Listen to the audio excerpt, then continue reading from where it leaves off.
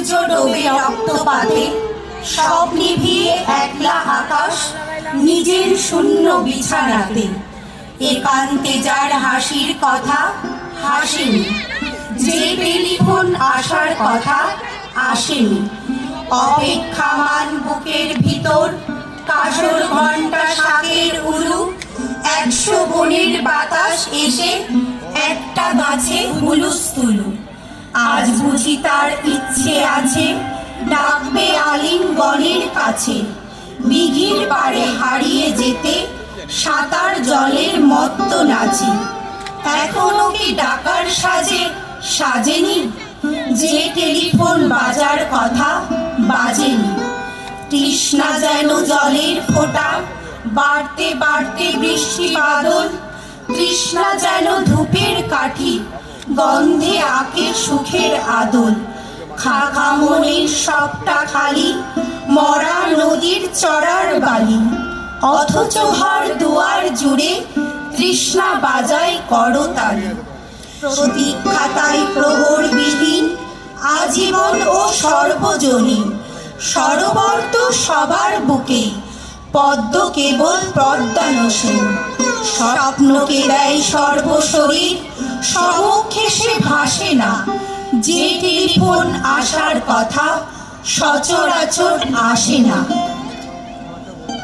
আমাদের দ্বিতীয় নিবেদন কবি জয় গোস্বামী। বেণী মাধব, তোমার বাড়ি যাব। বেণী মাধব, তুমি কি আর আমার কথা ভাবো?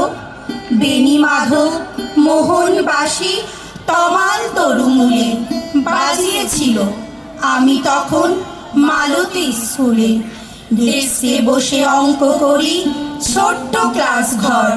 বাইরে দিদিমণির পাশে দিদিমণির বর। আমি তখন নবম শ্রেণী, আমি তখন শাড়ি। আলাপ হলো বেণী মাধব সুলেখাদের বাড়ি। বেণী মাধব, বেণী মাধব লেখাপড়ায় ভালো। শহর থেকে বেড়াতে এলে আমার রং কালো। তোমায় দেখে এক দৌড়ে পালিয়ে গেছি ঘরে।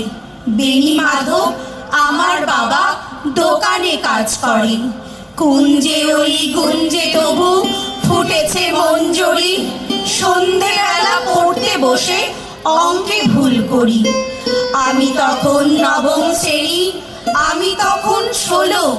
ব্রিজের ধারে বেণী মাধব লুকিয়ে দেখা হলো। বেণী মাধব, বেণী মাধব, এত দিনের পরে সত্যি বলো, সেসব কথা এখনো মনে পড়ে? সেসব কথা বলেছ তুমি তোমার প্রেমিকাকে? আমি কেবল একটি দিন তোমার পাশে তাকে দেখেছিলাম, আলোর নিচে অপূর্ব সে আলো। স্বীকার করি দুজনকেই মানিয়েছিল ভালো। জুড়িয়ে দিল চোখ আমার, পুড়িয়ে দিল চোখ। বাড়িতে এসে বলেছিলাম ওদের ভালো হোক। রাতে এখন ঘুমোতে যায় একতলার ঘরে। মেঝের ওপর বিছানা পাতা, জ্যোৎস্না এসে পড়ে। আমার পরে যে